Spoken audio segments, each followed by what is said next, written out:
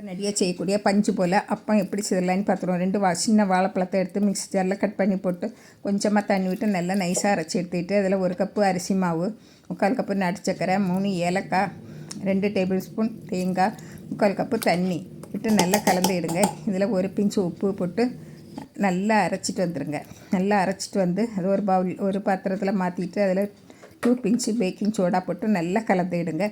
அடுப்பில் கடாய் வச்சு காஞ்சதும் 1 டேபிள் ஸ்பூன் நெய் விட்டு அதில் கொஞ்சமாக பொடியாக கட் பண்ண தேங்காயை நல்லா பொன்னிறமாக வறுத்து அந்த நம்ம மாவு கலவையில் அதில் விட்டு நல்லா கலந்து விட்டு இப்போ நம்ம அப்பச்சட்டியில் எண்ணெய் விட்டு அதில் எண்ணெய் காஞ்சதும் இதில் ஒவ்வொரு கரண்டி மாவாட்டு எடுத்து விட்டு மூடி வச்சுருங்க. 2 நிமிஷத்தில் அப்பம் ரெடி ஆயிரும். சீக்கிரமாக நம்ம 10 நிமிஷத்தில் இந்த அப்பம் செய்திடலாம். ரொம்ப பஞ்சு போல் இருக்கும். இதே போல் நீங்களும் செய்து பாருங்கள். இந்த